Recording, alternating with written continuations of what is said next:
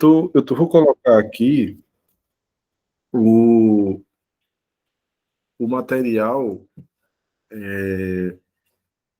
da legislação, que a gente trabalhou os atos processuais, a parte teórica. Eu queria dar uma passada aqui na parte da legislação, que eu acho que dá para fixar também mais algumas coisas, certo?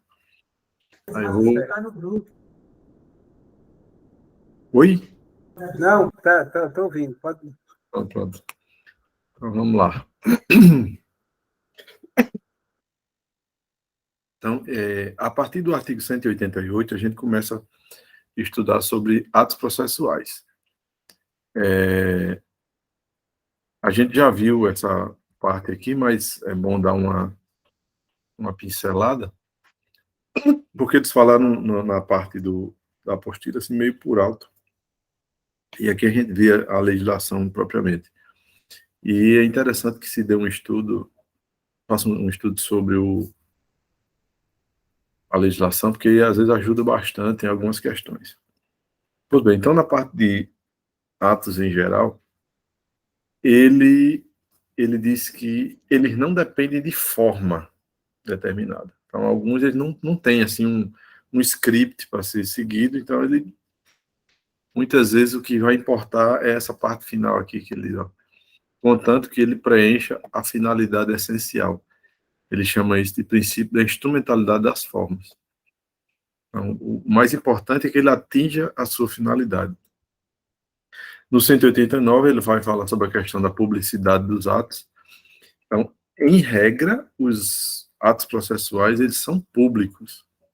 Porém, vai ter um grupo de processos que eles correm em segredo de justiça. Quais são eles?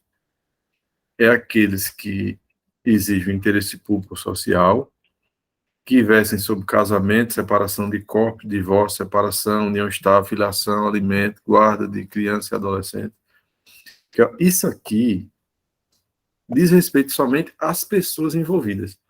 Não há interesse público aqui. Interesse público talvez seja no promotor de justiça em participar do processo no intuito de fazer com que a lei seja cumprida. Isso.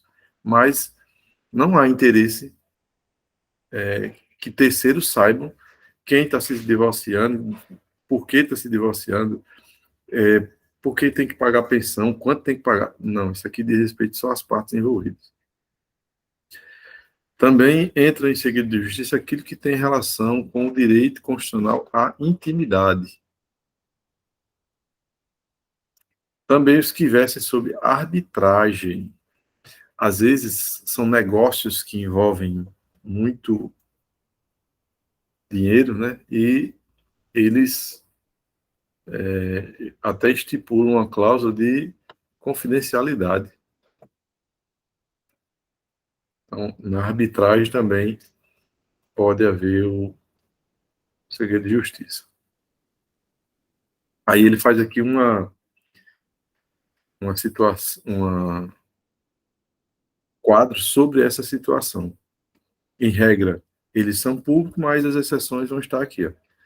Direito público, casamento, separação de corpo, divórcio, separação, união estável, filiação, alimentos, guarda de criança, adolescente, dados relacionados à intimidade, arbitragem, inclusive, cumprimento de carta arbitral. Quando ele tiver de estar, o processo tiver que estar em segredo de justiça, ele vai estar restrito para terceiros, mas não estará. Aliás, ele não é acessível por terceiros. Ele se restringe apenas às partes e seus procuradores. Então, o direito de consultar nos processos que estão em segredo de justiça, de pedir certidão, ele fica restrito a partes e procuradores. Terceiros não têm no que se envolver aqui. O terceiro, se ele demonstrar que tem interesse jurídico naquele processo, ele pode requerer certidão, mas somente do dispositivo da sentença. O dispositivo da sentença é a parte final da sentença, onde está lá determinado a decisão do juiz, propriamente. Porque a decisão ela vai ter relatório, a fundamentação, o relatório tem o histórico, né, do processo, a fundamentação é no que ele vai se basear para conceder ou não algo, e no dispositivo aí ele decide. Normalmente as palavras lá são assim, desse modo, isto posto, dito isto, ou seja, tudo aquilo que foi dito isso, aí agora ele vem e dá a decisão, certo? Aí, se tiver de pegar o terceiro, ele vai pegar somente a parte do dispositivo da sentença, uma certidão sobre isso. E também, nos processos que envolvem inventário, partilha resultante de divórcio ou separação. Às vezes o terceiro pode estar interessado nos bens que alguém vai receber e ele já vai ter de onde extrair alguma coisa do devedor. Versando o processo sobre direitos que admitam autocomposição, é lícito às partes plenamente capazes estipular mudanças no procedimento para ajustá-los às especificidades da causa e convencionar sobre os seus ônus, poderes, faculdades e deveres processuais antes ou durante o processo. Isso aqui é chamado de negócio jurídico processual. É uma novidade no código, no sentido de que permite às partes fazerem um combinado sobre como vai transcorrer o processo. Aqui eles falam da chamada calendarização processual. É quando as partes combinam junto com o juiz, estipulam as datas em que os atos serão praticados, quem será ouvido, quando será ouvido, tal. É feito toda um organograma, um cronograma, melhor dizendo, de como as coisas vão acontecer. E, normalmente, para esses atos, as partes já saem intimadas, não tem que estar fazendo intimação depois dele, não. Já sai dali intimada porque já tem uma agenda processual para ser cumprida. Ele diz no parágrafo 1, de ofício ou a requerimento, o juiz controlará a validade das convenções. Ou seja, esses acordos feitos vai ter o controle do juiz, para ver se as coisas estão de acordo com a lei, não está fugindo alguma coisa aí dos padrões. Eles recusando-lhes aplicação somente nos casos de nulidade ou de inserção abusiva em contrato de adesão ou em que alguma parte se encontre em manifesta situação de vulnerabilidade. Ou seja, uma das coisas que ele vai tentar controlar é o equilíbrio. Então, quando houver desequilíbrio, ele não vai aceitar aquilo que vai sendo proposto, certo? Esses negócios processuais, eles consistem na autonomia das partes, nos direitos que admitam autocomposição, de estipular mudanças no procedimento para ajustá-los às especificidades da causa e convencionar sobre os seus ônus, poderes, faculdades e deveres processuais antes e durante o processo. Então, é como se antes do jogo combinar, vamos aqui combinar também as regras. E aí, depois vai seguir.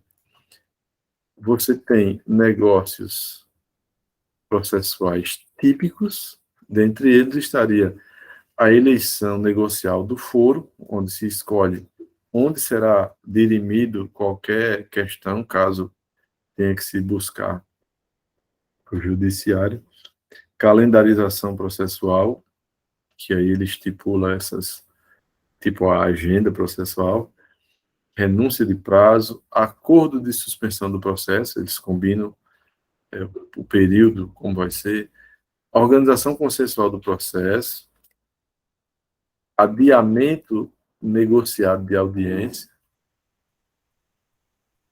e convenção sobre o ônus da prova.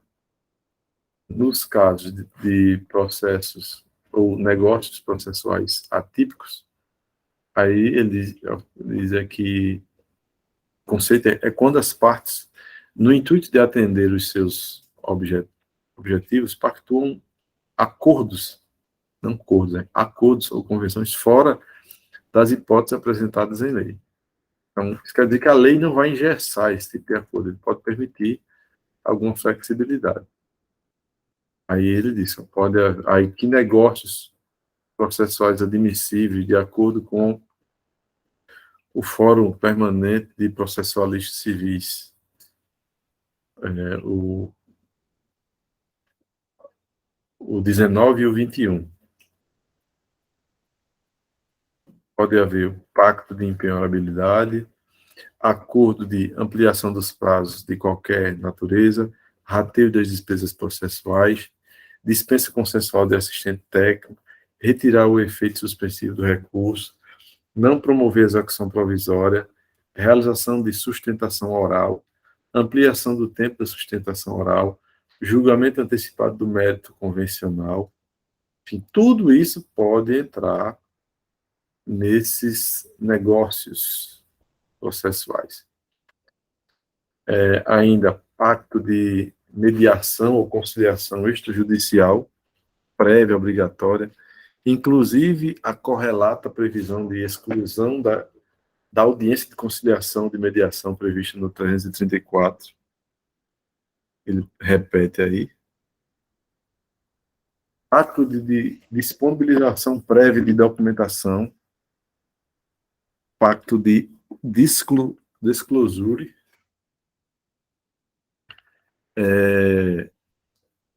inclusive com estipulação de sanção negocial, sem prejuízo de medidas coercitivas mandamentais, subrogatórias ou indutivas. Só um instante aqui.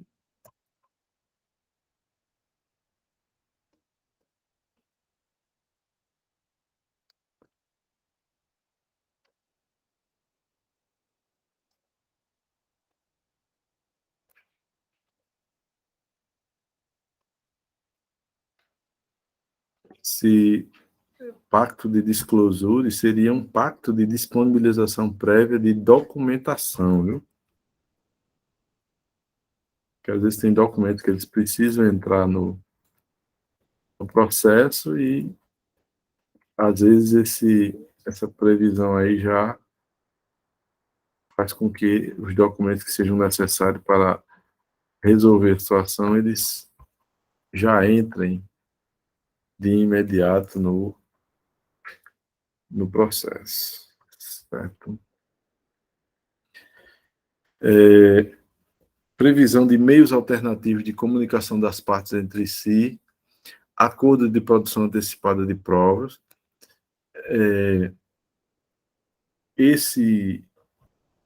Essa previsão aqui de comunicação das partes já é também uma forma de acertar até algo que esteja fora do que o judiciário provavelmente usa, mas que a ideia é facilitar a solução do conflito. Às vezes nem todo mundo está disposto a isso, a gente quer brigar até o fim. Isso aí são para pessoas que tenham o intuito de realmente resolver o problema. Acordo de produção antecipada de prova, às vezes tem coisas que precisam ser feitas logo para que não venha a perecer a prova e depois até o direito, quem sabe, se aquilo ali não for feito logo. Escolha consensual de depositário administrador. Às vezes, a escolha disso aqui envolve bens, assim, valiosos, importantes, que não pode ser ficar na mão de qualquer pessoa, e às vezes é contratado uma pessoa que vai administrar os bens que vão depois servir para o processo. Convenção que permita a presença da parte contrária no decorrer da colheita de depoimento pessoal. Convenção sobre prova, ou seja, combina como seriam feitas as provas. Redução de prazos processuais. Às vezes o código ele estabelece um prazo, mas eles combinam que não precisaria de tanto e vão reduzir, aí, se é possível. Sobre os negócios processuais inadmissíveis, teria acordo para Isso aqui não seria aceito. Acordo para modificação da competência absoluta, acordo para supressão da primeira instância, isso não é possível, tem que passar para depois ir para a segunda, acordo para afastar motivos de impedimento do juiz, acordo para a criação de novas espécies recursais, acordo para ampliação de hipótese de cabimento de recurso. Nada disso aí pode entrar em um acordo de negociação de negócios processuais. Isso aí é inadmissível, não é aceito. Essa parte aqui a gente passa. Aí, de comum acordo, o juiz e as partes eles podem fixar calendário. Então, o juiz e as partes eles podem estipular uma agenda processual para a prática dos atos que forem necessários.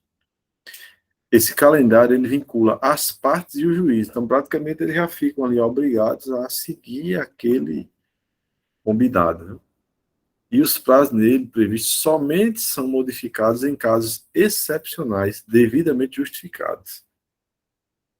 Então, acordou, né, fez o combinado, então tem que cumprir.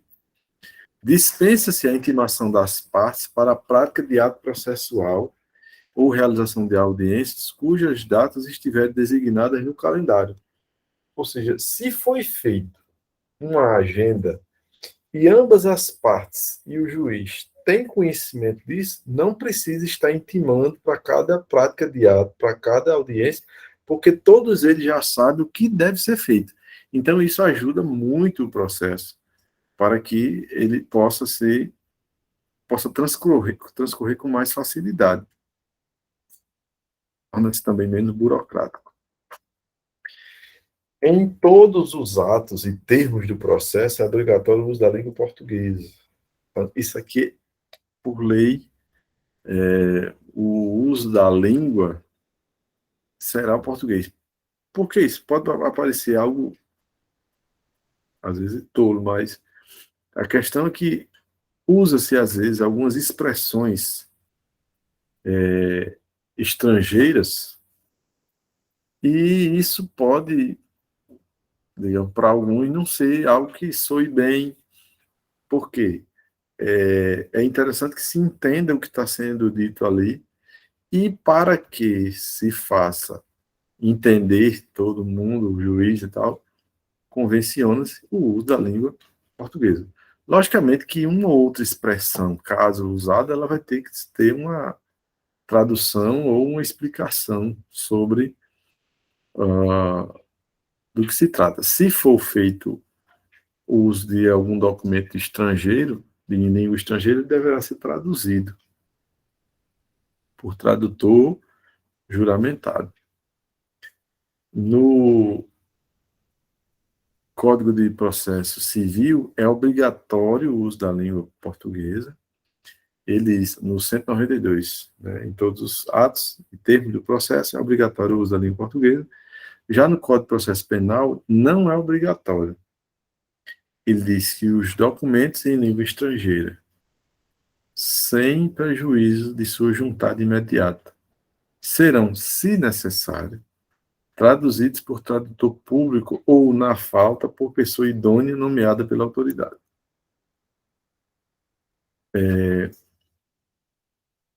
Parágrafo único diz que o documento redigido em língua estrangeira somente poderá ser juntado aos autos quando acompanhado de versão para a língua portuguesa, tramitada por via diplomática ou pela autoridade central, ou firmada por tradutor juramentado. Se um documento estrangeiro é posto no processo, ele tem que vir com a tradução em português. Tem que vir uma versão daquele texto em português. Ele pode vir por via diplomática, ou seja, passou pelo corpo diplomático competente para o caso, e também, ou por uma autoridade central, ou tenha sido feita uma tradução por um tradutor juramentado, que é alguém que ele digamos, seja um tradutor oficial, reconhecido. Ele tem por obrigação traduzir com exatidão, honestidade, aquilo que vem às suas mãos. Aí, sobre a prática de atos processuais, prática eletrônica de atos processuais. Isso aqui é regra hoje, porque até um tempo atrás nós tínhamos atos processuais praticados apenas no papel, apenas em papel. Os processos eram físicos. Com a virtualização, ou criação do processo eletrônico, tudo ficou reduzido a um ambiente eletrônico, virtual. E isso facilitou bastante a prática de muitos atos, reduz-se prazo para muitas coisas, que antes, para a retirada dos autos, isso era um problema. Às vezes o advogado pegava o processo, demorava a devolver, porque o outro ia precisar também. Aí o juiz tinha que mandar oficial de justiça para fazer busca e apreensão do processo. Então, era uma novela. Hoje, isso já não é mais tanto. Isso não é problema mais. Porque todo mundo tem acesso aos autos eletrônicos.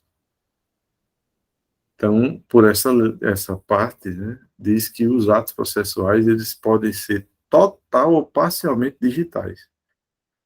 Então, de modo que seja possível você produzir, comunicar, armazenar e validar tudo isso por meio eletrônico, mas tudo de acordo com a lei. Existe toda uma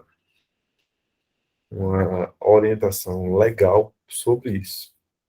A lei que embasa isso é a Lei 11.419, de 2006, se não me engano, e o novo Código de Processo Civil praticamente absorve muita coisa dela, ou segue a tendência dela e regulamenta muita coisa aqui sobre o processo virtual. O disposto nessa seção aplica-se no que for cabível à prática de atos notariais e de registro.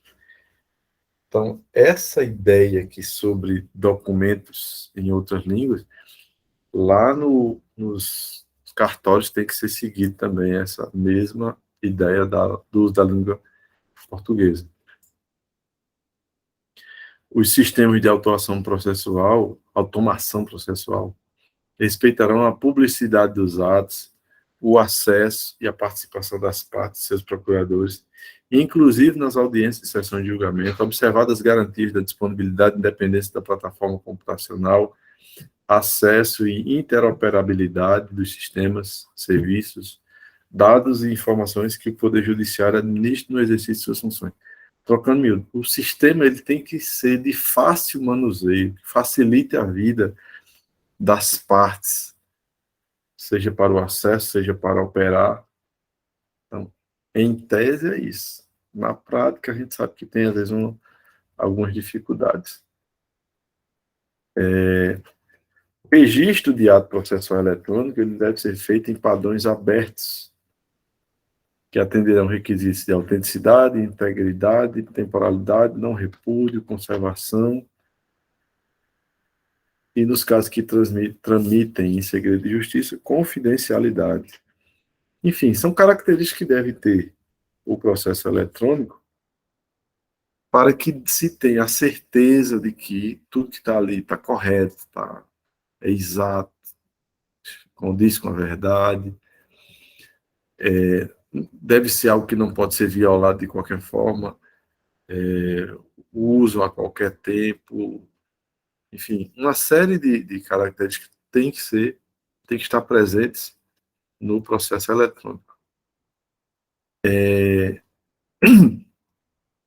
Quem vai regulamentar esses processos, atos processuais eletrônicos?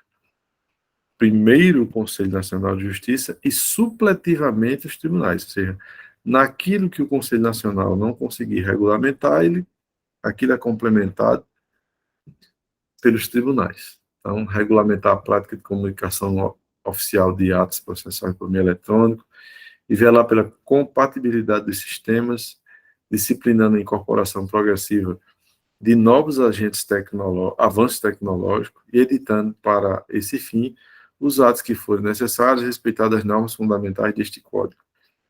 Ou seja, o processo eletrônico ele veio para facilitar a vida, mas os avanços tecnológicos que forem surgindo, ele tem que acompanhar. Ou seja, ele vem e vai evoluindo, e a gente tem que ir acompanhando. A ideia é não retroceder nesse ponto.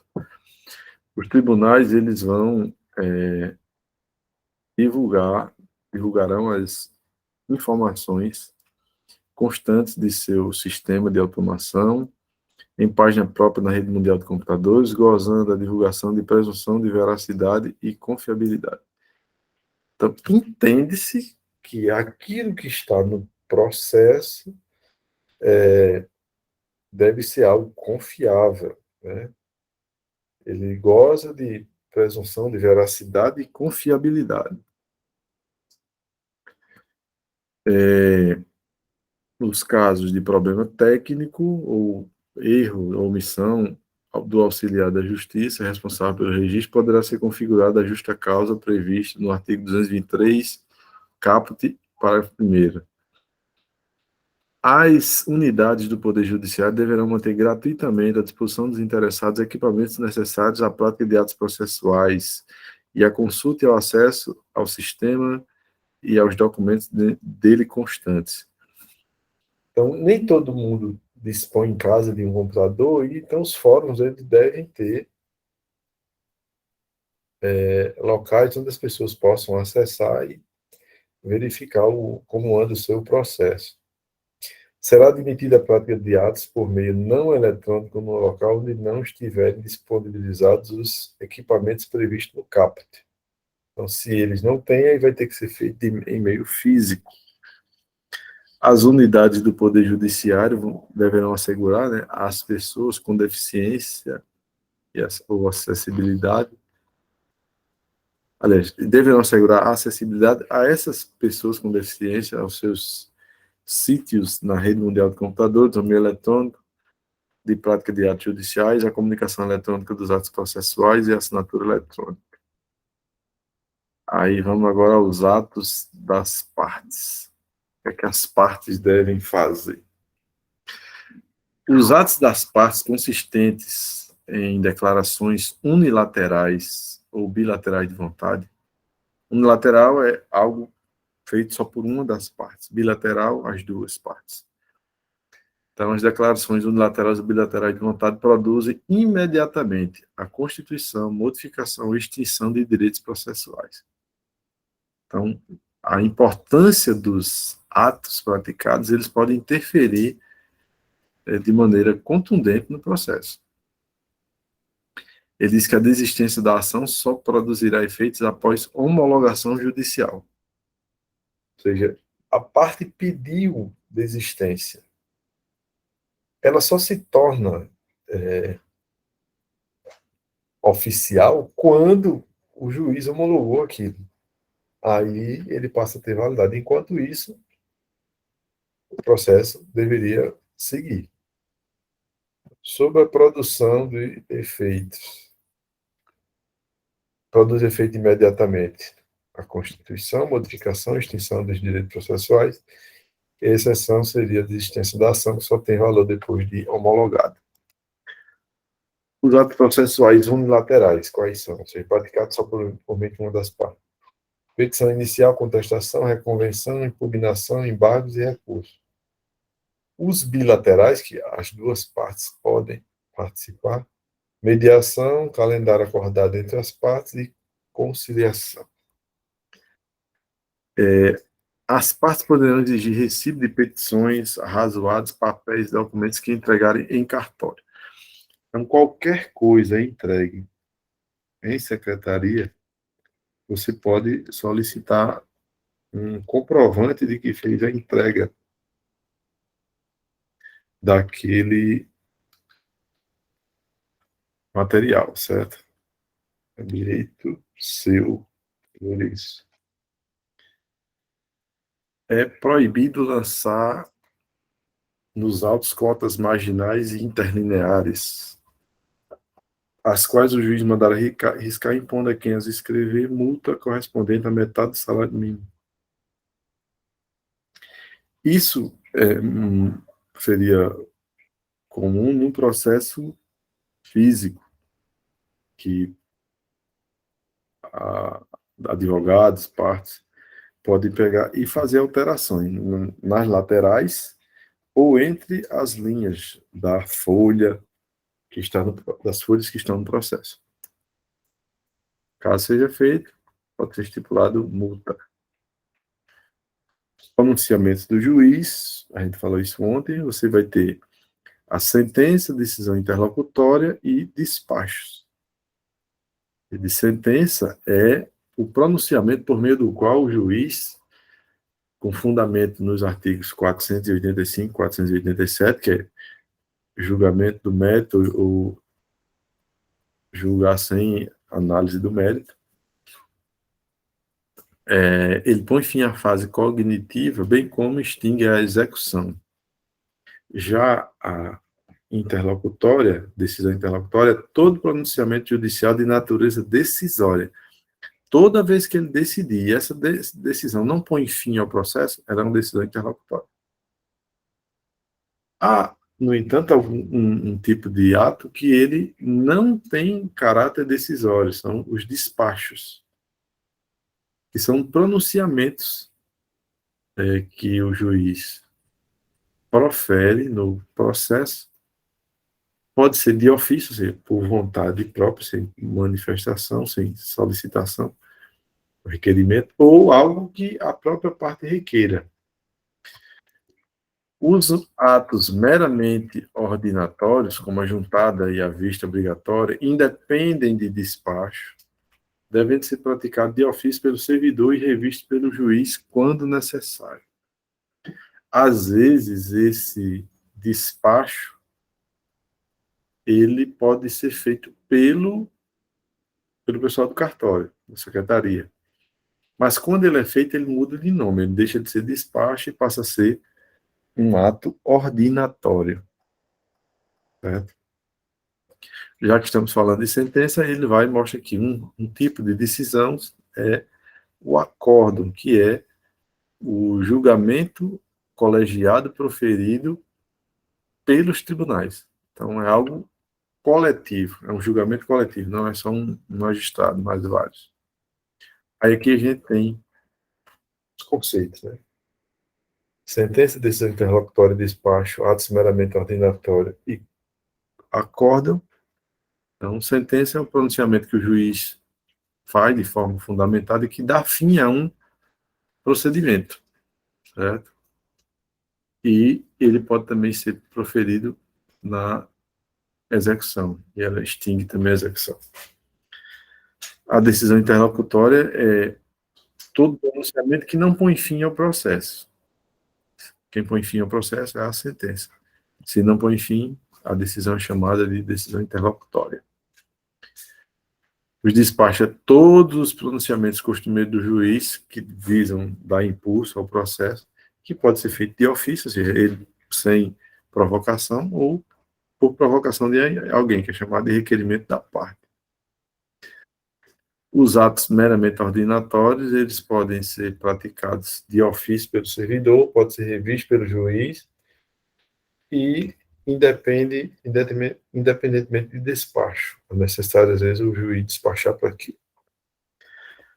O acórdão ele seria um julgamento colegiado, seria feito por vários juízes. O despacho, as decisões, as sentenças, os acórdãos, eles são redigidos, datados e assinados pelo juiz.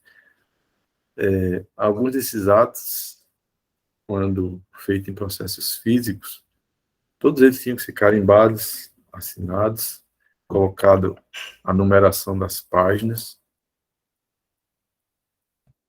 Quando os pronunciamentos feitos no CAP forem proferidos oralmente, diz que o servidor os documentará, submetendo aos juízes para revisão e assinatura. Na maioria das vezes, aquilo que é dito em audiência vai ter sempre um servidor lá para digitar aquilo que é dito. Às vezes, o juiz ele dita para o servidor o que é que ele deve colocar ali, pode ser as perguntas, as respostas, as partes e testemunhas. Hoje é possível até a prática de audiências sem que se escreva quase nada. Basicamente, restringe-se, não é que se restringe, mas boa parte é produzida por meio da filmagem da audiência. Então, grava-se a audiência e alguns poucas informações vão constar na ata de audiência, ou termo de audiência, todo mundo ali vai assinar. Ali ele diz qual é o processo, quais são as partes, quem compareceu, e veio com o advogado, se não veio. Tudo isso é mencionado lá. Em seguida, narra alguma coisa sobre o que está sendo julgado. Sobre os atos do escrivão e chefe de secretaria. Essa parte inicial, basicamente, ele fala de atos que eram praticados quando da existência do processo físico. Hoje, como quase não existe aí, então tem muita coisa aí que a gente nem faz mais, certo?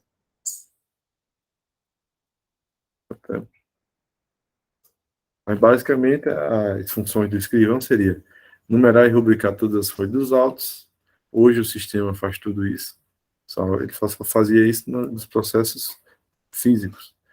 Certificar os casos nos quais as pessoas que intervieram no processo se recusaram a assinar os atos que tenham realizado. Permitir o uso de taquigrafista, notepia ou outro método idôneo em qualquer juiz ou tribunal. Taquigrafista, notepia é um modo de escrever as palavras de forma abreviada. Um é manual e outro usa meio mecânico. Esse é um ponto que eu considero relevante, que era o tempo e o lugar dos atos processuais. A lei diz, em 212, que os atos processuais têm que ser praticados entre as 6 e as 20 horas.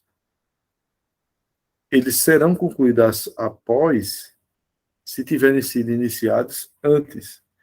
E quando o adiamento não vai a prejudicar a diligência ou causar grave dano. Então, às vezes, se houver algum prejuízo, então tem que ir até o final e concluir. Se não tiver, pode até ser continuado no dia seguinte. Mas a ideia, normalmente, quando a gente vai fazer de uma vez. Independentemente da autorização judicial, as citações, intimações, penhoras, realização durante o período de férias forenses, onde as houver, e nos feriados e dias úteis fora do horário estabelecido nesse artigo, conforme disposto no artigo 5º, inciso 11. As citações, a gente ainda vai estudar, citações e intimações penhoras, são atos emanados do juiz. Citações é um ato de comunicação de que há alguma ação contra a pessoa para que ela apresente defesa.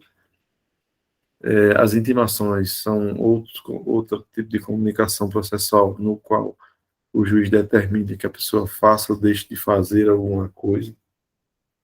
As penhoras seriam um ato processual de expropriação, é a retirada dos bens de uma pessoa para fins de quitação da dívida. Aquele bem ele pode substituir a dívida existente. Pode ir a leilão para do dinheiro extraído, você paga a dívida. Se ele tiver um valor maior, será devolvida a diferença para a parte ré da ação. Se faltar, ele ainda terá que complementar. Aí vai falar sobre os atos processuais praticados durante o período de férias forense. Então, como é que se realiza as coisas em período de feriado e dias úteis fora do horário estabelecido? Tem que respeitar o que diz a Constituição. Fala da inviolabilidade do domicílio. Normalmente, o domicílio só pode ser invadido em caso de flagrante delito. Durante o dia, a pessoa pode permitir a sua entrada. Se não permitir, aí o oficial volta com força policial. Após o horário das 20 horas, normalmente só em caso de flagrante delito. Ou pode ser praticado o ato se ele tiver iniciado antes, como dito no parágrafo, no caput do artigo 212.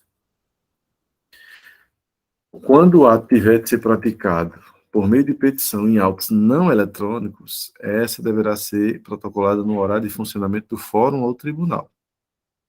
Hoje, com a prática de ato eletrônico, aliás, como o ato pode ser praticado de forma eletrônica, o prazo ele se estendeu até meia-noite. Aí ele faz aqui um resumozinho desse artigo e parágrafos. Os atos processuais eles são praticados de 6 às 20 horas. Então, antes das 6 não poderá ser praticado, nem se você chega lá depois das 20 horas.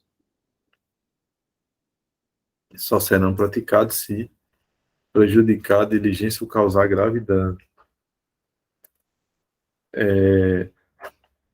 As penhoras, intimações e citações, elas poderão ser realizadas em férias forenses, feriado em dias úteis, fora do estabelecido, do horário estabelecido, independentemente de autorização judicial.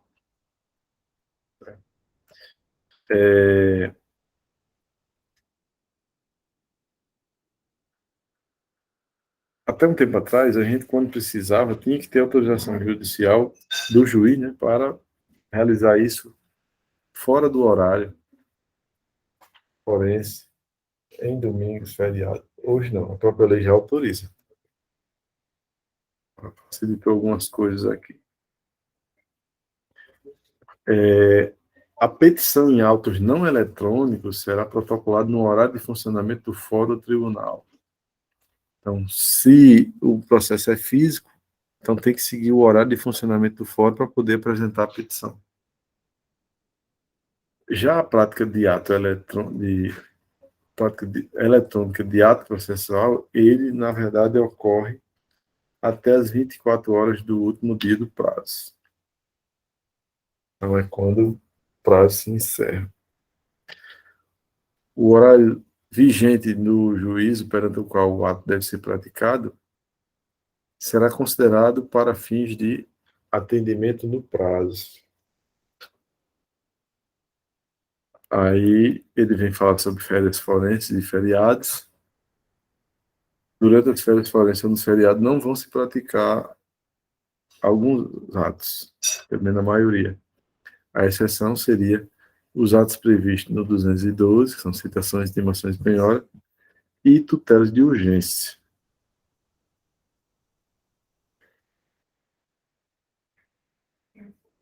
Então, em regra, durante as férias forenses e feriados, não se praticam atos processuais, mas se eles se enquadrarem nesses casos aí, citações, intimações, penhora e tutela de urgência, sim.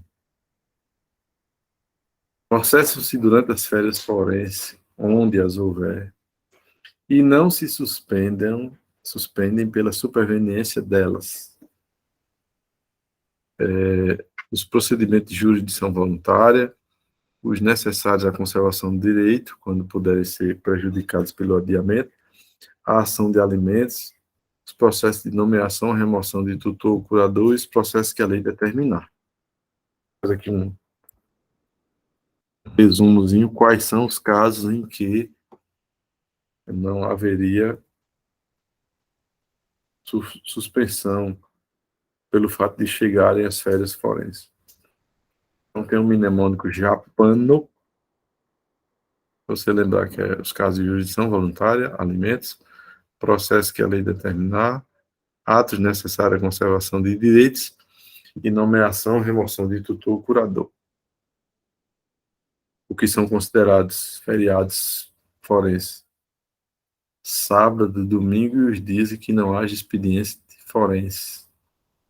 E aqueles que são declarados em lei. Onde vai se praticar os atos? Então, sobre o lugar. O 217, ele diz que os atos processuais realizam-se ordinariamente na sede do juízo.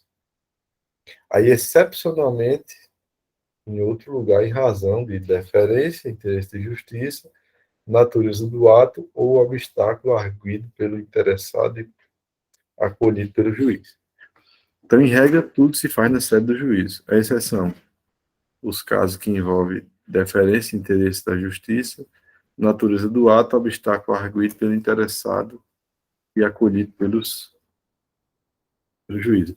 Esses de deferência envolvem o caso de autoridades que poderão ser ouvidas lá onde elas trabalham, recebem a intimação pessoalmente, se necessário for. Enfim, são algumas exceções aí para ser praticado fora do lugar. Sobre os prazos, a gente vai ter uma regrinha. Normalmente a lei vai dizer em que período ou quanto tempo para que um ato seja praticado. Então, eles têm que estar de acordo com a lei. Se a lei não disser nada, que é o que ele diz, quando a lei for omissa, aí o juiz pode determinar o prazo, de acordo com a complexidade do ato. Quando a lei ou o juiz eles não dizem qual o prazo, então é como se todo mundo deve comparecer. Aliás, ele não pode. Deixa eu reler aqui para explicar para vocês. Antes de 48 horas, a pessoa não poderia ser intimada para estar em uma audiência. Ela tem que ter pelo menos 48 horas de antecedência para receber a intimação. Menos que isso, ele não é obrigado a participar, certo? Então, ele só se abriga ao comparecimento se tiver sido intimado mais de 48 horas antes do ato a ser praticado. Inexistindo preceito legal, ou seja, se não tiver uma prisão legal ou prazo determinado pelo juiz, será de 5 dias o prazo para a prática do ato processual a cargo da parte. Ou seja, se o cara é intimado para fazer alguma coisa, ou deixar de fazer, mas não está lá no processo, aliás, no mandado, quanto tempo ele tem, o juiz não disse, então, se não tem escrito prazo, o prazo será de 5 dias. Certo? Será considerado tempestivo o ato praticado antes do termo inicial do prazo. Aqui era o caso de atos praticados antes do início do prazo, porque alguns achavam que, se fosse praticado antes, ele seria considerado inválido. Mas alguns advogados usam isso para adiantar o serviço. Então, no esqueminha aqui, ó, em regra, os atos eles são prazos que estão prescritos em lei. Então, a lei já diz o prazo para cada coisa. Se não disser a lei, que seria uma exceção, então diz que o juiz pode determinar o prazo, certo? De acordo com a complexidade do ato. Aí o juiz e a lei eles não determinam o prazo. Aí as intimações elas só vão obrigar a parte a cumprir se tiver recebido 48 horas antes do prazo final. Se não disser no documento quanto tempo tem a parte para fazer ou deixar de fazer alguma coisa, então ele tem 5 dias, certo? Na contagem de prazo em dias, estabelecido por lei ou pelo juiz, computar-se-ão somente os dias úteis. Isso aqui foi uma revolução na contagem de prazo, que a gente vinha contando o prazo sempre da juntada, dependendo do tipo de situação. O cara já pegava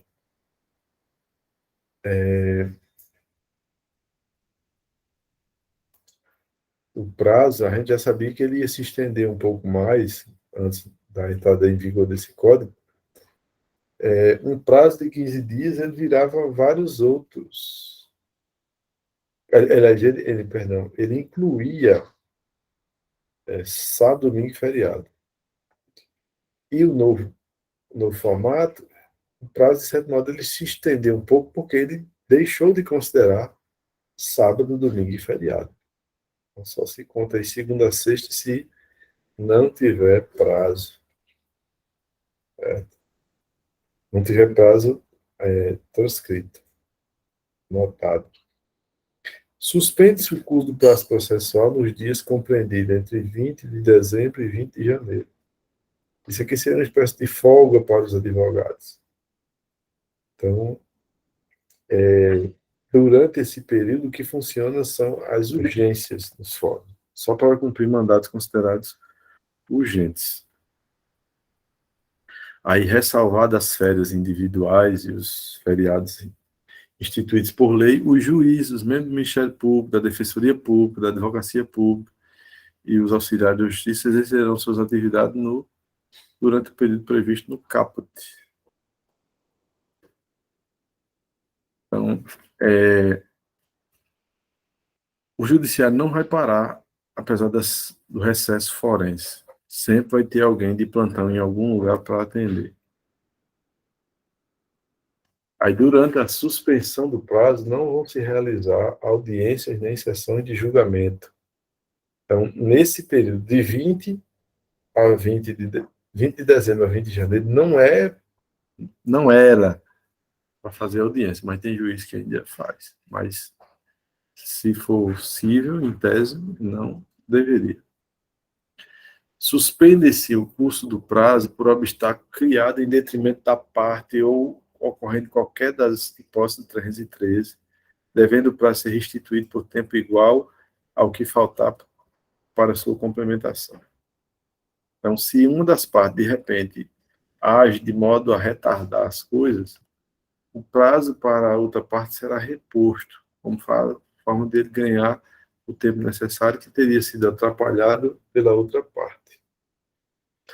Suspendem-se os prazos durante a execução do programa instituído pelo Poder Judiciário para promover a autocomposição, incumbindo aos tribunais superiores com antecedência a duração dos trabalhos. Aqui é o seguinte, de tempos em tempos a gente faz um evento para ser resolvido alguns processos. Então vem até juiz de outras partes, de outras comarcas, para ajudar. E aí a gente passa vários dias fazendo uma série de audiências. Essas audiências, elas às vezes não são feitas só pelo juiz da comarca, mas por outros de fora para poder dar vazão a tanta coisa. Aí o prazo nesse período que está vendo foi uma semana, por exemplo, semana de conciliação. Os prazos são suspensos, só volta a ocorrer depois que acabar esse período aí de conciliação. Na comarca, seção ou subseção judiciária, onde for difícil o transporte, o juiz poderá prorrogar os prazos por até 2 meses. E diz que é vedado ao juiz reduzir prazos peremptórios sem anuência das partes. Então, para ele reduzir determinados prazos, as partes têm que concordar.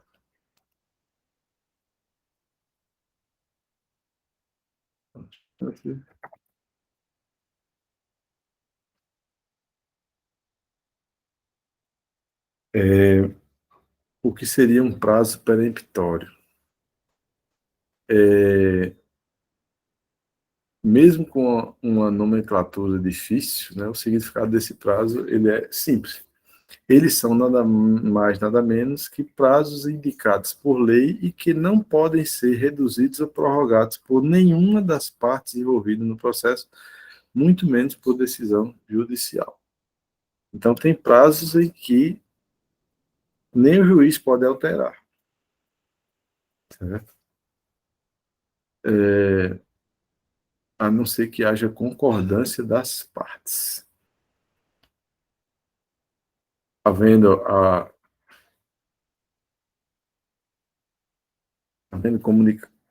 calamidade pública, perdão, o limite previsto no caput para a prorrogação dos prazos pode ser excedido. Decorrido o prazo, extingue-se o direito de praticar ou de emendar o ato processual, independentemente de declaração judicial. Fica assegurado, porém, a parte provar que não o realizou por justa causa. Então, isso é chamado de preclusão, né? Se você tinha o período para praticar o ato, não praticou, você perde a oportunidade de fazer, certo? Você só poderá fazer o ato se comprovar uma justa causa, uma razão pela qual você não pôde praticar. Ele diz que a justa causa é um evento alheio à vontade da parte que impediu de praticar o ato por si ou o mandatário. Então, comunicada a justa causa, aí o juiz permitirá à parte a prática do ato no prazo que ele assinar. Aí ele que estava falando em preclusão, e que tipo de preclusão seriam as que temos, né? Temporal, consumativa, lógica ou sanção.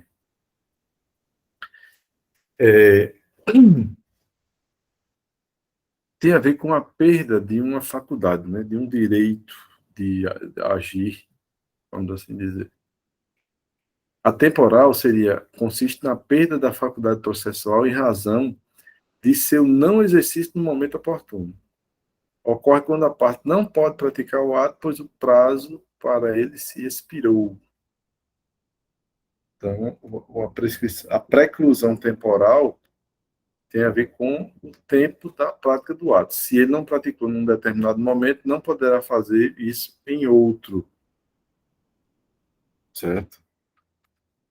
Se você tinha uma informação importante no processo, aí na hora de contestar você não menciona, você não pode usar lá na frente. Se o juiz souber que você tinha conhecimento disso e não usou no momento oportuno, não poderá fazê-lo depois. Preclusão consumativa. Ela ocorre quando não é possível a parte praticar determinado ato por conta de que este já foi realizado. Então, você não pode, por exemplo, contestar de novo se você já contestou. A preclusão lógica ocorre quando a parte pratica determinado ato e, posteriormente, com a prática do ato anterior, não pode praticar um ato contrário àquele. A gente chama uma teoria chamada teoria do venire contra factum próprio. Você não pode agir contraditoriamente aos seus atos. Você tinha algo para fazer e você sinaliza que não vai. Então, por exemplo, você renunciou ao prazo para recorrer. Aí depois você se arrepende e quer recorrer. Houve uma preclusão, lógico. Você já disse que não ia fazer. Então não tem como você fazer agora, depois que você já renunciou. E a preclusão sanção, ela ocorre quando a parte no processo acaba praticando um ato determinado, ato ilícito, e como consequência, ocorre a preclusão do seu poder processual. Então, às vezes, é uma espécie de punição a ele pelo fato de ter praticado um determinado ato. Sobre a contagem dos prazos. É importante lembrar que a lei diz que os prazos processuais, eles são contados, excluindo-se o dia do começo e incluindo o dia do vencimento. O que é que tem a ver isso? É meio estranho excluir o dia do começo. Mas vamos lá. Nós temos dois tipos de prazo, o prazo material e o prazo processual. Quando o prazo é material, você inclui o dia do começo. Quando ele é processual, você exclui o dia do começo. Ou seja, se eu pratiquei um ato hoje, o prazo para você começa a contar não de hoje, mas começa a contar de amanhã. É sempre o dia útil seguinte. Primeiro dia útil seguinte. Então, você tem um prazo para pagar, por exemplo, pagar a pensão. O cara é citado para pagar em 3 dias. Se eu citei esse cara na sexta, o prazo para ele só começa a contar na segunda-feira. Porque ele conta do dia, primeiro dia útil seguinte. Isso se você fizer a juntada do mandado. Aí ele começa a contar no dia seguinte. Os dias do começo e do vencimento do prazo serão protraídos para o primeiro dia útil seguinte, se coincidirem com o dia em que o expediente forense for encerrado antes ou iniciado depois da hora normal, ou houver indisponibilidade da comunicação judicial eletrônica. Então, se ele estava para começar amanhã e amanhã já é sábado, então começa a contar na segunda. Então, é por isso que ele fala que se protrai no tempo, é como se ele se estendesse lá para frente para começar a contagem. E aí tem as causas que podem atrapalhar o início, né? Pode ser o expediente forense encerrou antes do tempo, iniciou depois de uma certa hora, aí não tem como cumprir, ou a parte ela tem indisponibilidade da comunidade, ou a parte não. Seria a parte através de seu advogado que vai peticionar e não consegue por conta de algum problema no sistema. Considera-se como data de publicação o primeiro dia útil seguinte ao da disponibilização da informação no Diário da Justiça Eletrônica. Então, foi publicado no Diário Oficial, a contagem de prazo começa no primeiro dia útil seguinte à publicação no Diário Oficial Eletrônico. A contagem do prazo terá início no primeiro dia útil que seguir ao da publicação. Aí ele mostra aqui um esqueminha sobre a contagem do tempo. Então, ele diz que exclui o dia do começo e inclui o dia do vencimento. Os prazos materiais, eles incluem o dia do começo. Por exemplo, nos prazos decadenciais, lá no processo penal, no momento que a pessoa toma conhecimento de quem praticou o ato, a partir do dia em que ela toma conhecimento, começa a contagem de prazo para oferecer a queixa-crime ou representar o Ministério Público para que ofereça e tal. Então, tem 6 meses para isso. Então, o prazo, ele conta do momento em que a pessoa tomou conhecimento. O adiamento do dia do começo e do vencimento do prazo para o primeiro dia útil seguinte, em que caso? Encerramentos antes ou depois, ou início depois da hora normal do expediente forense, indisponibilidade da comunicação eletrônica. Já a data da publicação, a contagem é o primeiro dia útil seguinte, depois que essa publicação foi realizada. A contagem do prazo inicia-se no primeiro dia útil que seguia ao da publicação. Então, quando é que começa a contagem? No primeiro dia útil seguinte. A parte poderá renunciar ao prazo estabelecido exclusivamente em seu favor, desde que o faça de maneira expressa. Então, quando é para renunciar, aí ele tem que ser expresso quanto a isso. João Vitor?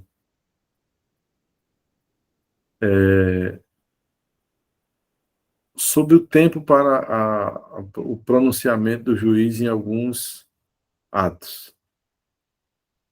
Os despachos eles devem ser proferidos no prazo de 5 dias.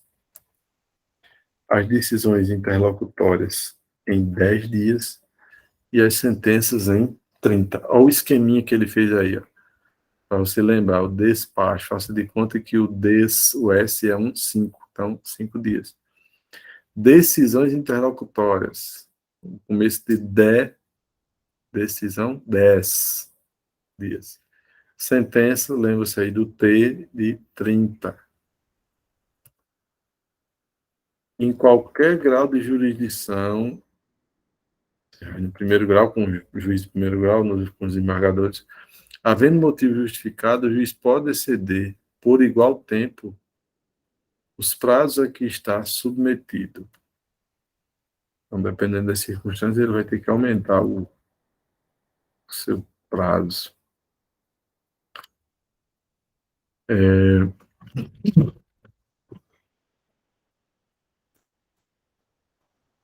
O 228, ele traz algumas regras aqui em relação à prática de alguns atos. Só um instante.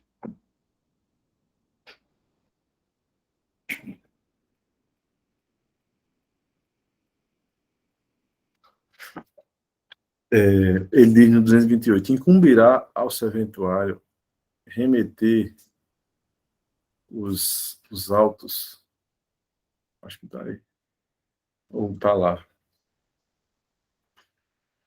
incumbirá ao serventuário remeter os autos conclusos no prazo de 1 dia e executar os atos processuais no prazo de 5 dias, contados da data em que houver concluído o ato processual anterior, se lhe foi imposto pela lei, tiver ciência da ordem quando determinada pelo juiz.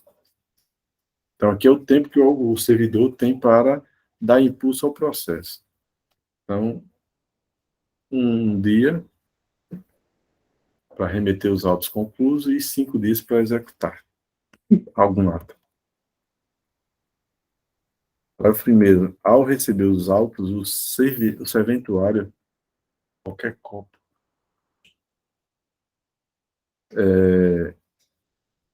ao receber os autos, o serventuário certificará o dia e hora em que teve ciência da ordem referida no inciso 2. Nos processos em autos eletrônicos, a juntada de petições ou de manifestações em geral ocorrerá de forma automática, independentemente de ato do serventuário. Aqui vem uma questãozinha interessante. Qual o prazo que vai ter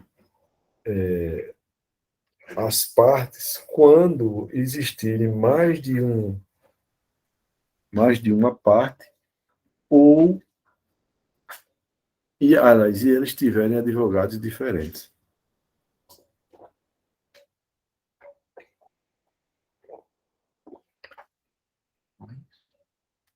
Obrigado. Os litisconsortes, aí o que danado é litisconsorte? É quando um dos polos da ação, seja na parte autora, seja na parte ré, você tem mais de uma pessoa, certo?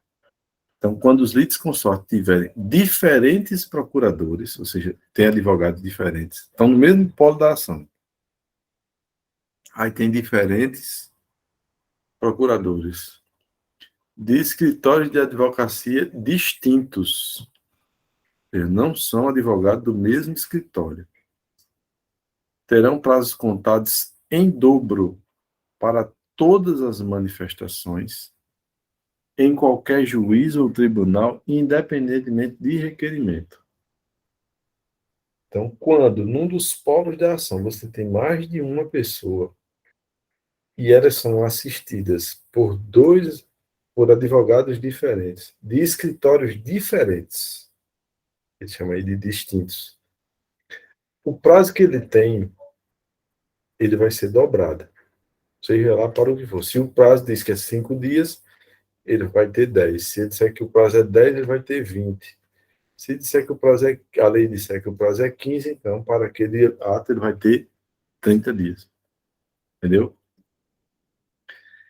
Cessa a contagem do prazo em dobro se, havendo apenas 2 réus, é oferecida defesa por apenas um deles. Então, nessa situação, haveria uma contagem diferente. Ou seja, cessa a contagem do prazo em dobro se, havendo apenas 2 réus, é oferecida defesa por apenas um deles. Aí ele diz que essa regra aí, ela não se aplica aos autos eletrônicos, ou seja, esse prazo em dobro só existe se for advogados diferentes, de escritórios distintos, e o processo for físico. Se ele for eletrônico, o prazo é simples. Ou seja, o que tiver na lei é o que vai ser. Entendido?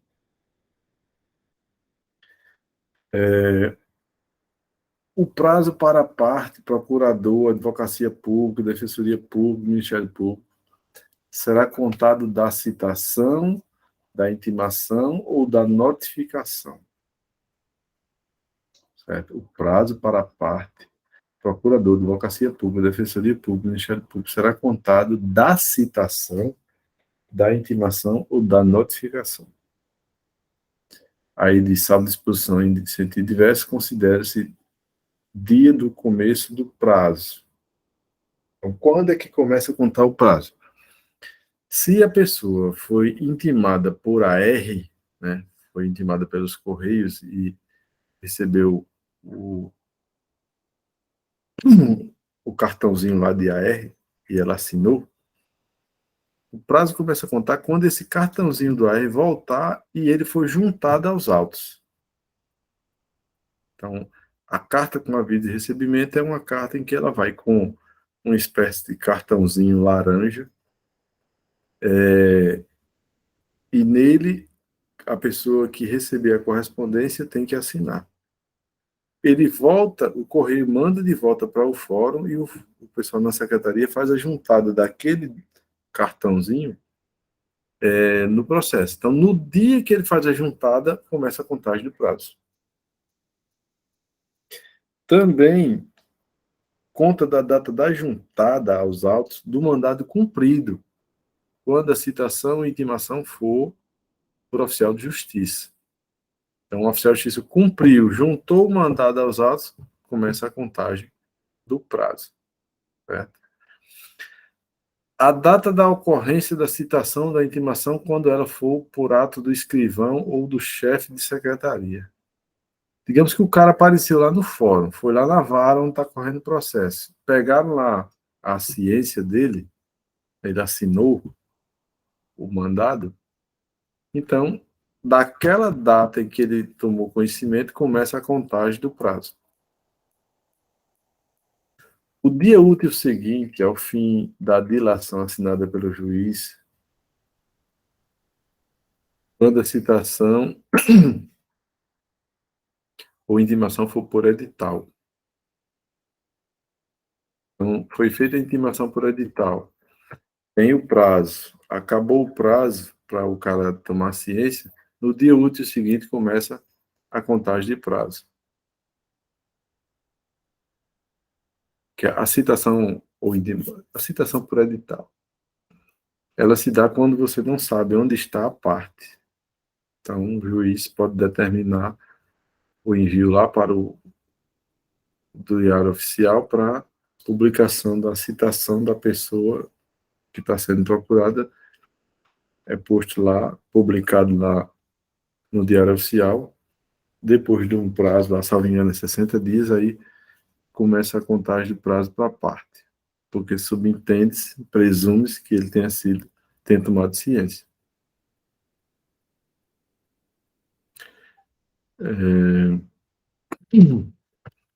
O dia útil seguinte à consulta do teor da citação ou da intimação ao término do prazo para que a consulta se dê quando a citação ou intimação for eletrônica. Então, você mandou por e-mail. Aí o cara tomou ciência e avisou, então, a partir dali começa o prazo. Se ele não avisou, ele tem 10 dias para... Presume-se que após 10 dias ele tomou ciência já. Completados os 10 dias, então no dia útil seguinte começa a contagem dos prazos para ele. A data da juntada da comunicação, de que trata o artigo 232, ou não havendo esse, a data de juntada da carta aos autos de origem devidamente cumprida, quando a citação e intimação se realizar em cumprimento de carta.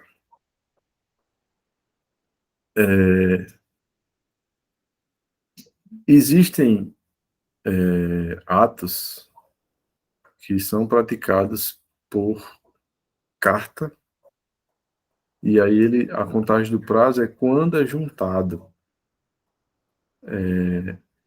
o comunicado de que trata o artigo 232, e não havendo esse a data de juntada da carta aos autos de origem devidamente cumprida, quando a citação e intimação se realizar em cumprimento da carta. Beleza? O 232 aqui à frente, ele diz assim: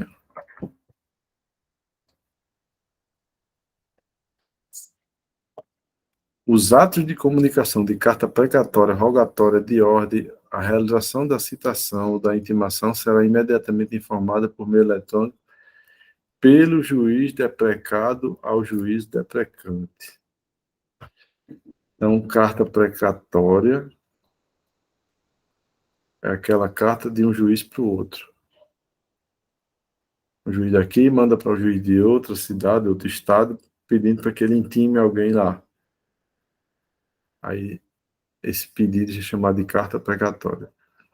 Rogatória é de um país para outro. Carta de ordem é de um tribunal para um juiz.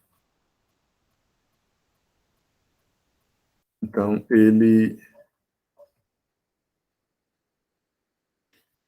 diz que nesses casos o dia do começo, quando envolver esse tipo de carta,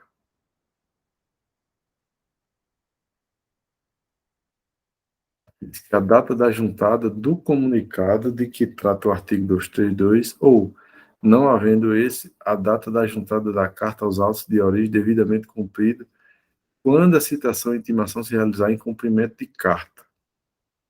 Então, foi feita a intimação, juntou o mandado ao processo, comunicou-se o ato ao juiz de origem e começa a contagem do prazo. A data da publicação, quando a intimação se der pelo Diário da Justiça, impresso ou eletrônico. Começa também no dia da carga, quando a intimação se der por meio de retirada dos autos em carga do cartório ou secretaria. Isso aqui é de processo físico. No dia em que o advogado vai lá, pega o processo e leva para o seu escritório para poder emitir algum tipo de manifestação, a partir daquele momento que ele retirou o mandato, começa a contagem do prazo. O quinto dia útil seguinte à confirmação na forma prevista na mensagem de citação ao recebimento da citação realizada por meio eletrônico. Você, por exemplo, mandou por e-mail. Começa a contagem de prazo no quinto dia útil seguinte à confirmação do recebimento.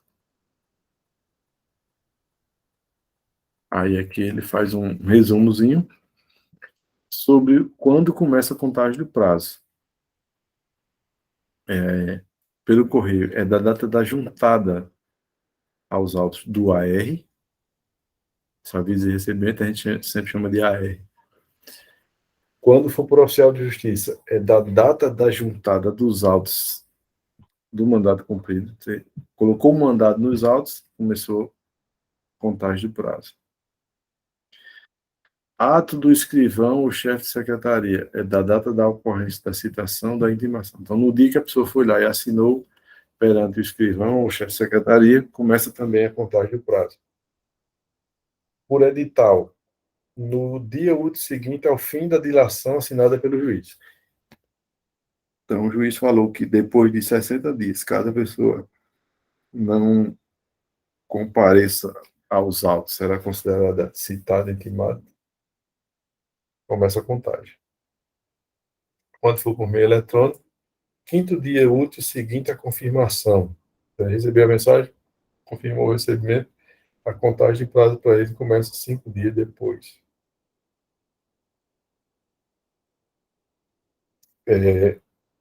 Ou o dia útil seguinte à consulta ou ao término do prazo desta.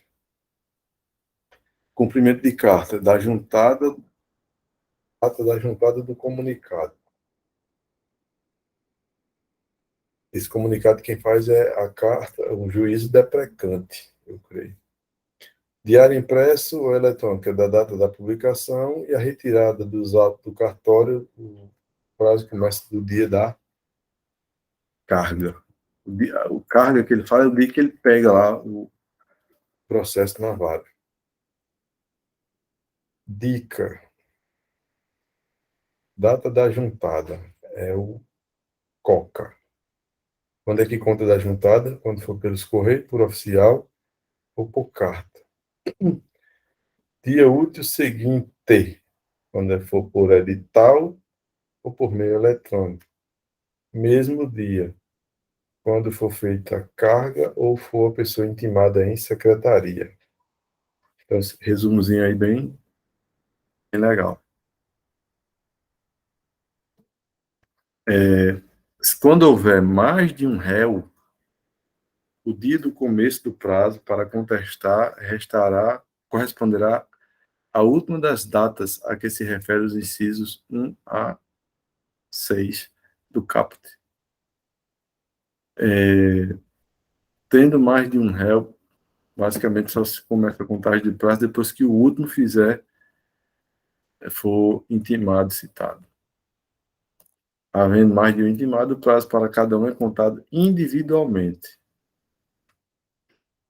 Quando o ato tiver de ser praticado diretamente pela parte ou por quem de qualquer forma participe do processo, sem a intermediação do representante judicial, o dia do começo do prazo para cumprimento da determinação judicial corresponderá à data em que se der a comunicação. E eles aplica-se ao disposto no inciso 2, que é a data da juntada aos autos, do caput da citação da hora certa.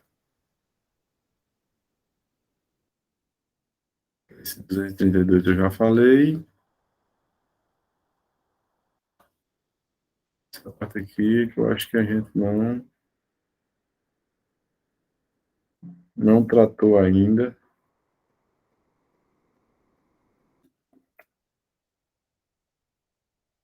A verificação dos prazos e penalidades. Isso aqui eu acho que a gente não tratou no outro material, eu acho que eu não vou mexer nele agora.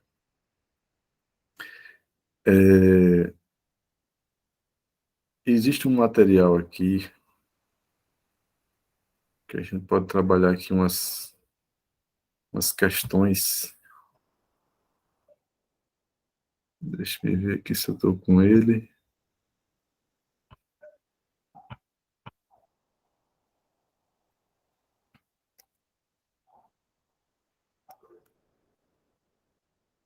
Umas questõezinhas aqui da Fundação Getúlio Vargas sobre o sistema que a gente vem trabalhando. Credor de obrigação contratual propôs ação de cobrança em face dos 3 devedores solidários, o que deu aso à instauração de processo eletrônico. O cara deu entrada, criou-se um processo eletrônico, e aí ele vem com a pergunta: validamente citados, os réus constituíram advogados diferentes, pertencentes a escritórios de advocacia distintos, tendo cada qual então ofertado sua peça contestatória, encerrada a fase instrutória e proferida a sentença em que se julgava procedente o pleito autoral, o prazo que os demandados dispõem para interpor recurso de apelação é: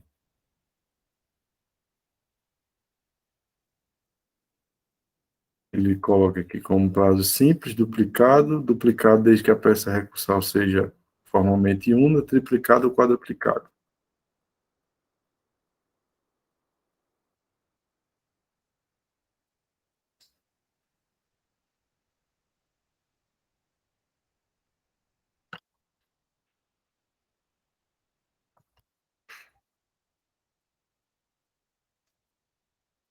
Eu não tinha.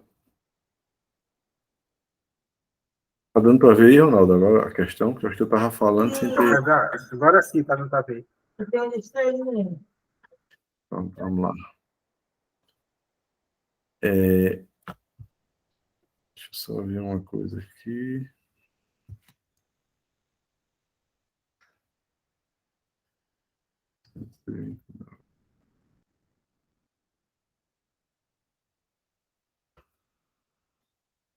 Ele traz uma questão aqui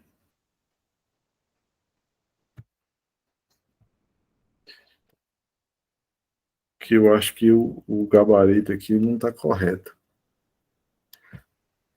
O cara entrou com ação contra 3 devedores e diz logo o processo eletrônico. Aí ele diz que o prazo para recorrer, encerrada a fase instrutória, proferida a sentença em que se julgava procedente o pleito autoral, o prazo que os demandados dispõem para interpor o recurso é. Esse prazo é simples, duplicado desde que a peça recursal seja formalmente una, triplicado ou quadruplicado. Ele faz um comentário aqui, só que a resposta que ele dá não vejo como sendo a correta. Porque o prazo só será em dobro para alguém quando tem litisconsórcio, ou seja, quando existe mais de uma pessoa no polo. Então, se tem 3 réus, ele fala que são 3 escritórios diferentes, 3 advogados diferentes, escritório diferente, só que ele diz no começo que o processo é eletrônico. Se é eletrônico, o prazo ele é simples. Ele não vai dobrar, só vai dobrar quando o processo é físico e aí com essas outras condições. Advogados diferentes, escritório de advocacia distinto. Ele deu certo aqui como o gabarito letra E. Mas eu acho que é letra A.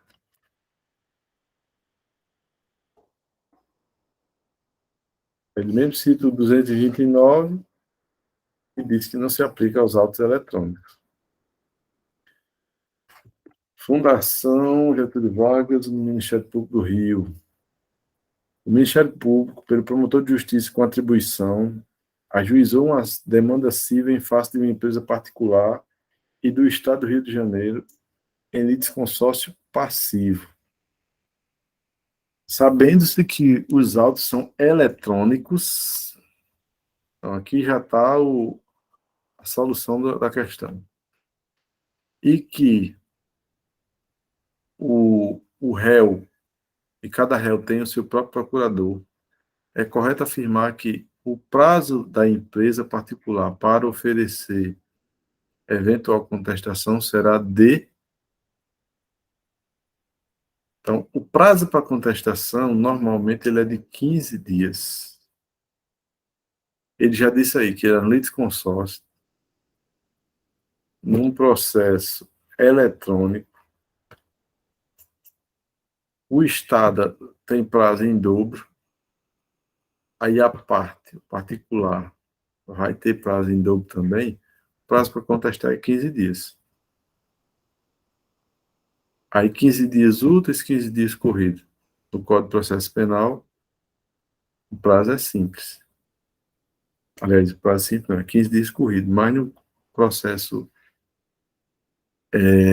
civil, hoje o prazo é em 15 dias úteis.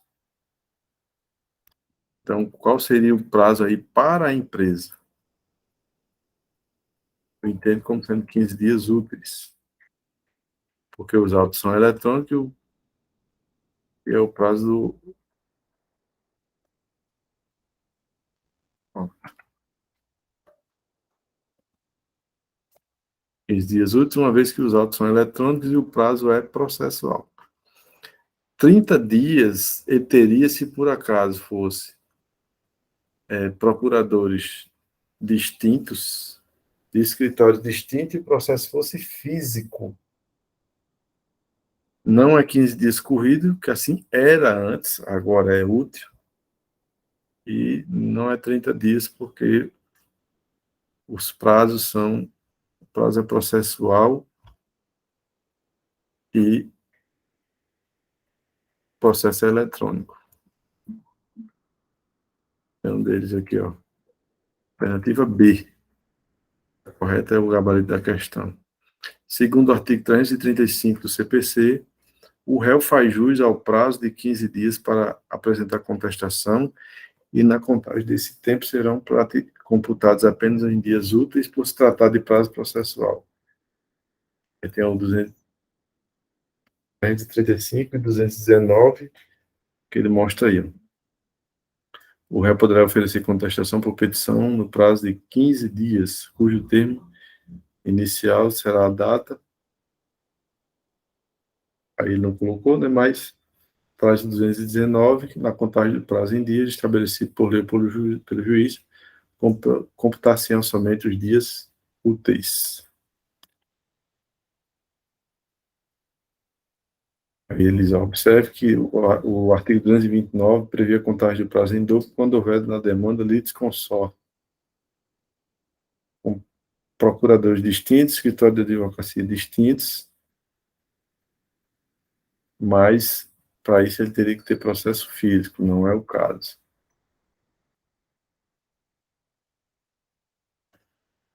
Lá.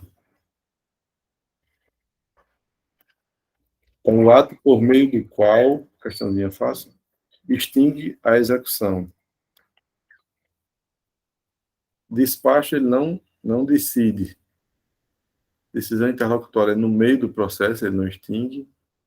Sentença é o meio pelo qual ele extingue um processo de execução. Alternativa correta, letra C, artigo 203, parágrafo 1º. Acórdão é o que dá fim a um processo lá em grau de recurso. Certidão é um outro, não é decisão aqui. Nos comentários, ressalvadas as disposições expressas dos procedimentos especiais, sentença é o pronunciamento por meio do qual o juiz, fundamentos dos artigos 485 e 487, põe fim à tese cognitiva do procedimento comum, bem como extingue a execução. Aí ele explica, né, por que as alternativas estão erradas. Ele, na alternativa A, vai falar de despacho. Ele diz que despacho não tem conteúdo decisório. B, é decisão interlocutória. Ela não põe fim ao procedimento.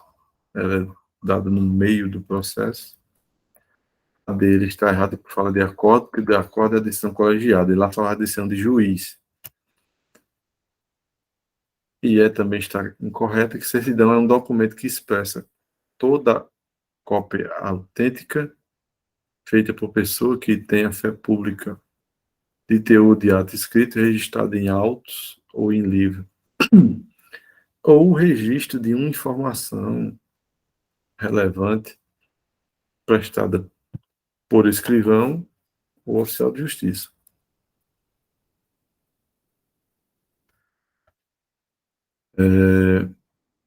Fundação Getúlio Vargas também. No que concerne aos atos processuais, é correto afirmar que os meramente ordinatórios, ou seja, atos meramente ordinatórios, como a juntada e a vista obrigatória, dependem de despacho do juiz. Então, não dependem. Ele independe de despacho do juiz. As citações podem ser realizadas durante as férias forenses, desde que haja autorização judicial, não precisa de autorização do juiz. C. Devem ser realizados em regra das 6 às 18 horas, nos dias 8, não, 6 às 20. Em regra, são públicos, podendo excepcionalmente ser decretado segredo de justiça. Sim. As partes não poderão exigir recibo de petições. Pode. Então, correta aí a letra D. Então, a letra A ele só vai. Praticamente eu já comentei, cada um.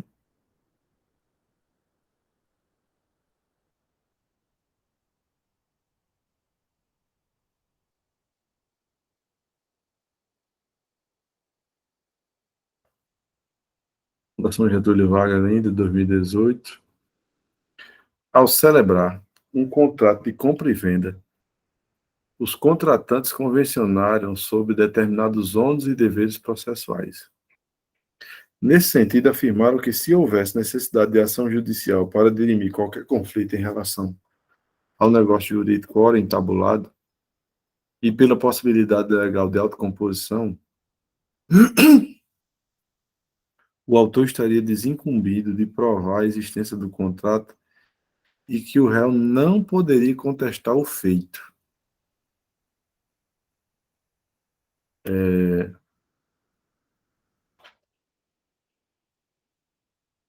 Então, é um combinado aqui que está sendo injusto para um dos lados. Então, no combinado, diz que o autor ele não precisaria provar a existência do contrato, mas o réu não poderia contestar o feito. Nesse cenário, o juiz não poderá controlar as validades dessas convenções, pois se trata de direito disponível das partes.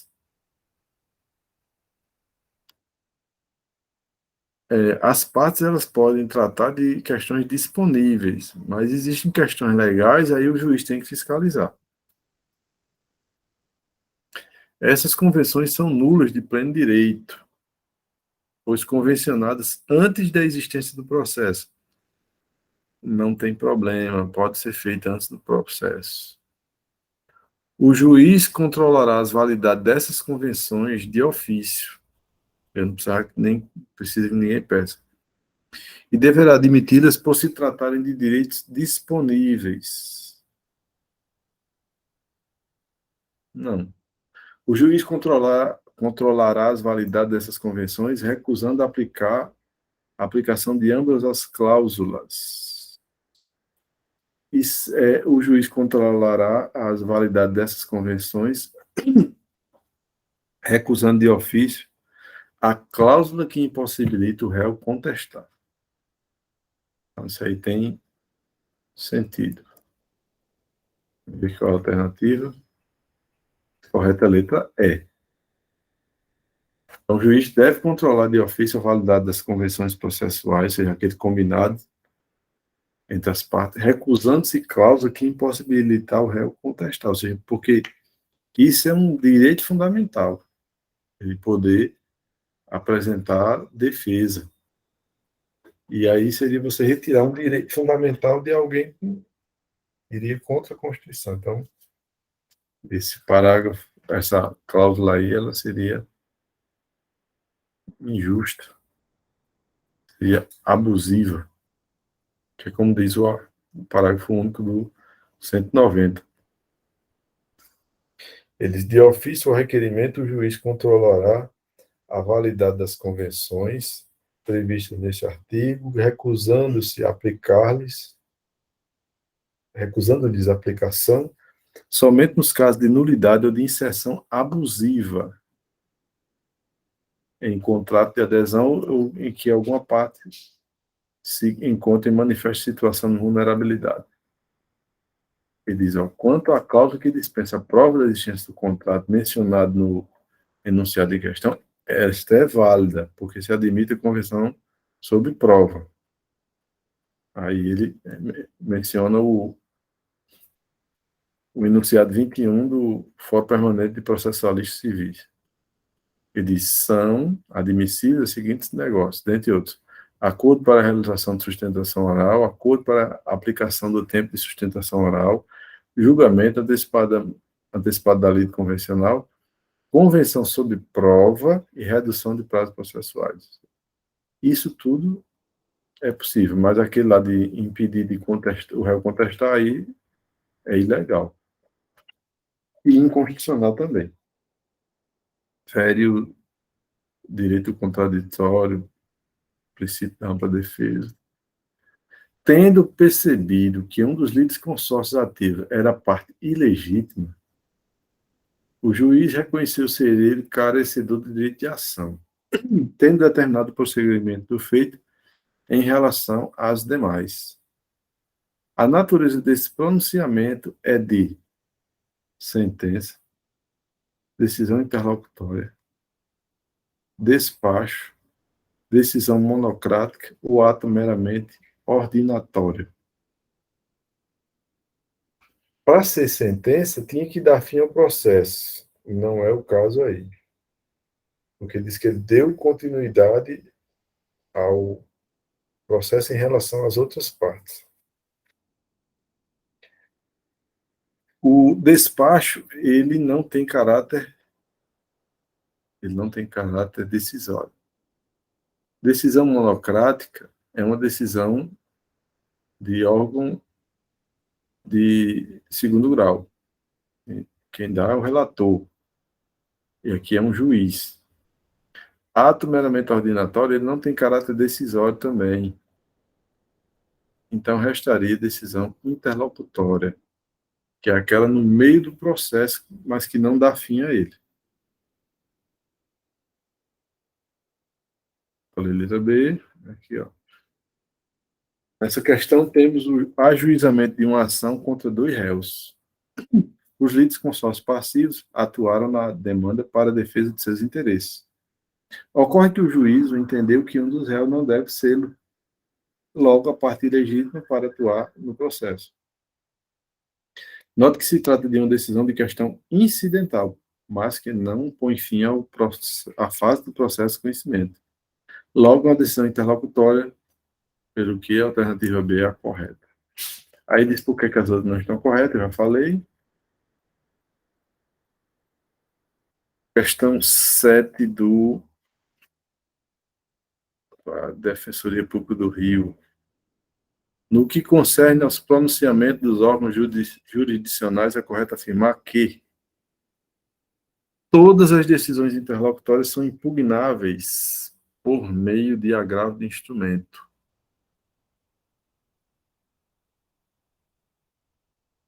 Vamos ver. Tem uma exceção aí, que eu não sei se ele vai falar aqui. Sentença é o ato por meio do qual se põe fim ao procedimento comum, desde que resolvido o mérito do feito. Os acórdãos não precisam ser assinados pelos magistrados por se proferirem na própria sessão de julgamento. Atos meramente ordinatórios, como visto aos órgãos da Defensoria Pública, independem de despacho. Decisão interlocutória não é apta a versar sobre mérito do processo. Então, tem umas coisas bem tronchas aí, né? Vamos aos comentários. Ele diz que todas as decisões são impugnáveis por agravo do instrumento. Não é verdade.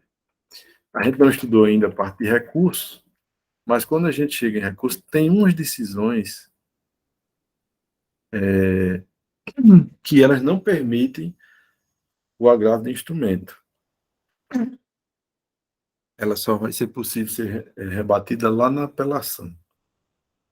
Antes de entrar no mérito da apelação, você fala da decisão interlocutória, artigo 1015. O B diz que a sentença é o ato por meio do qual põe fim ao procedimento comum, seria o processo de conhecimento ou de execução. E diz tem que, desde que resolvido o mérito, não precisa resolver o mérito. Ela está incorreta, a sentença põe fim ao processo, mas não julgando o mérito. Note que o 203, parágrafo 1º, faz referência às hipóteses do 485, nas quais não há julgamento do mérito. É incorreta, pois os despachos, as decisões de sentença e os acordos são redigidos, datados e assinados pelo juiz. No C diz que não precisam ser assinados pelos magistrados. A correta é D, que diz que está correto o gabarito da questão, conforme 203, prevê que os atos meramente ordinatórios, com a juntada de e a vista obrigatória, independe de despacho, devendo ser praticado de ofício pelo servidor e revisto pelo juiz quando necessário. Atos meramente ordinatório, como vista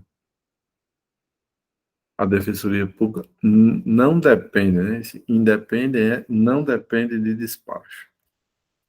Alternativa correta. De acordo com o Código de Processo Civil em vigor, é correto afirmar, no tocante aos prazos processuais, que ele deve ser contados em dias corridos, é verdade? Não, são em dias úteis. O prazo processual praticado antes do seu piano inicial, né, deve ser reputado intempestivo. Ficam eles suspensos entre os dias 24 de dezembro e 7 de janeiro. Não, é entre 20 de dezembro e 20 de janeiro. Não havendo regra legal ou prazo fixado pelo juiz, será de 5 dias o prazo para a prática do ato e cargo a cargo da tarde, não é da tarde, é da parte. Salvo disposições contrárias, eles são contados incluindo o dia do começo e o dia do vencimento. Não, não conta o dia do começo. Sei lá, letra D, mas acho que está com um erro de digitação aí. É, letra D. A letra D deve ser lida assim, de forma. Não havendo regra legal, o prazo fixado pelo juiz terá o prazo de 5 dias. Ou seja, não contou o tempo para... Não disse quantos dias devia ser praticado um ato, então o ato será de 5 dias. Para a prática de ato a cargo da parte. E não tarde, viu? Ele aqui vai justificar os prazos porque que eles não estão corretos.